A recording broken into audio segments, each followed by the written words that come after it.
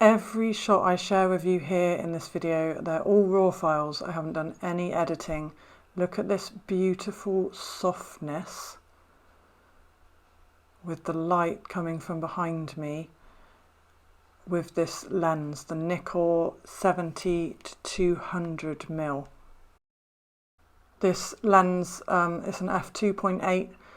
I say 70 to 200mm 2.8. This is a lens that I'm particularly interested in, so I'm really paying attention to the results of this shoot. So Arun's shooting with the Nikon D4, as you can see, and I wanted to share some settings that he was using here in this shoot. So in this image, we're at a 400th of a second. This is the one on the left first. 400th of a second. The focal length was 185mm, ISO 1000. We're at f5.6. The difference with the one on the right was we were shooting at f4.5, a 320th of a second, so slightly slower. f4.5 rather than 5.6, and we were shooting at 200mm. I know I've said this before, but if you're working with an older model, I would highly recommend backlighting them in this way. It is very, very complimentary on the skin, on the face, and really anywhere that there might be blemishes or just things that you don't want highlighted in an image. Backlighting a subject like this really can hide a world of sins. It really can. But look at the beautiful light on my shoulder, my arm. John would love this. Look at the light on my left arm that's leaning against the tree. That beautiful little highlight down near the bangle, and on my thumb, and on my right shoulder, both shoulders, in my hair, the light on the side of my tummy. This to me is a really, really good position to stand a model in terms of lighting. The other thing this does at the time of the shoot is by shooting with really complementary lighting and then showing whoever you're working with the images on the back of the camera, and they see that their skin's looking good, they will become more confident within the shoot rather than relying on heavy editing afterwards. So round the other side of the tree it was slightly more shady, so we're still at 250th of a second, f5.6, ISO 1000, and this was shot at 150mm. Guys, look at the difference in the depth of field. The one on the left is shot at 180mm, the one on the right is shot at 150mm.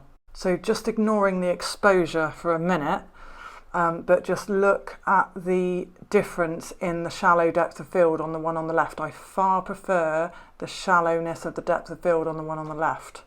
What do you think? I love that extra smoothness, less distraction in the background.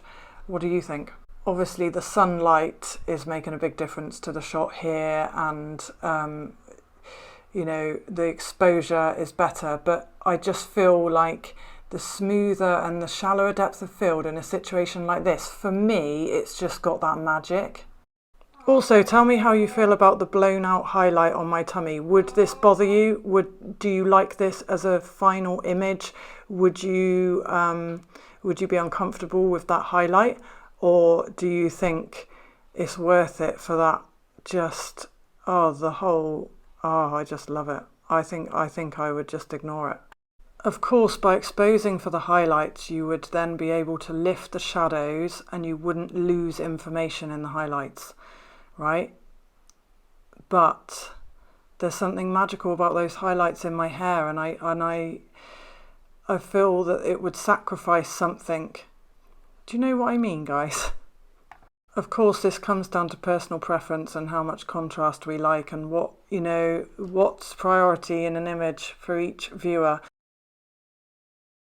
So moving into the ferns here, this was just, we spotted the light on the ferns and it was just amazing. I'm not quite sure why I'm holding my tummy. It would make a good pregnancy pose, wouldn't it? But don't know about that. But I love the light in the background. It's really soft and lovely, and it's not distracting, you know, it's just the perfect vibe. So we did some close-ups because we're putting a montage together. You'll see it soon, but we're focusing here in on the sort of accessories and things. And the last few shots are taken with a different lens. So we've got the Nikon 24 to 120mm for these ones, and an increased shutter speed of a 500th of a second. Some of the later ones are 640th of a second.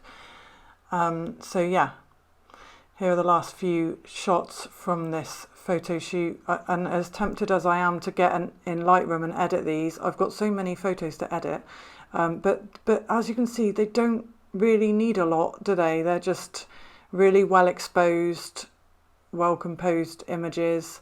I did just put within the video software, video editing software, I just made this black and white within the video editing software because I just thought I need to see that in black and white because I just think it really lends itself to it, and I love the highlight here in my hair.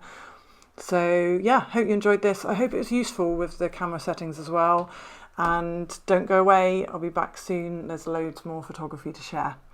Cheers, bye.